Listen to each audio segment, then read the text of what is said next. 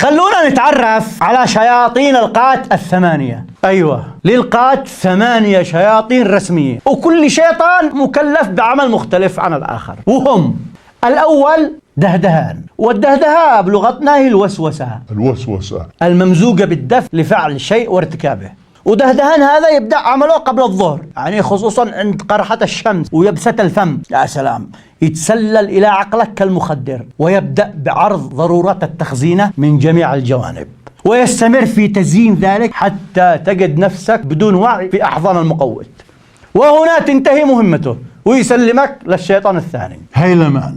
هو الذي يقول لك وانت في سوق القات: شل ده احسن، ده ممتاز، عادي، ثمنه غالي، بس انت قدها وقدود، شله، اهم شيء قات يريحك، طز في الفلوس لما تشتري. هنا تنتهي مهمة هيلمان. يجي لك الثالث فشخران، وهو الذي يعطيك الزهوب والفشخرة وانت ماشي كذا، والقات تحت ابطك، ويشعرك بانك مالك الدنيا والدنيا كلها تحت امرك. بعدين لما تجلس بالديوان ينتهي دوره، بعدين يسلمك لمن؟ هيدران، يخليك تهدر بداية التخزينة وترغب كلام كثير حتى الساعة السليمانية وينتهي عمله.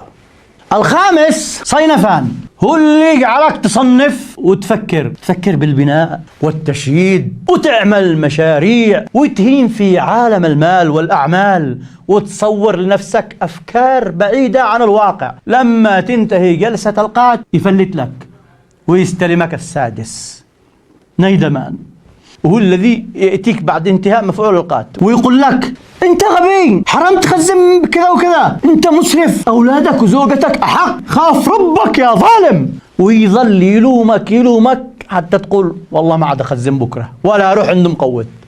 لكن معانا السابع.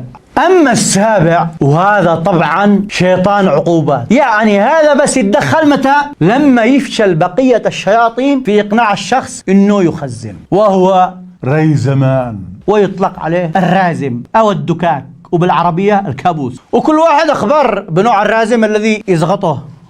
الثامن هذا مصبحان، وهذا الشيطان يظهر للمخزن عادو قم منه، يعني يقوم وقعد شاحب من السهر والسم والمشاكل وقلة الأكل، ويروح العمل وهم صابح، بعدها يصطبح وتتحسن نفسيته قليل كذا وشوية كذا، بس خصوصا إذا حصل شوية فلوس يجي له الشيطان الأول دهدهان يسحبه من أذنه لأحضان المقوت، وهكذا كل يوم مثل جمال المعصرة تستمر الحكاية جيلا بعد جيل.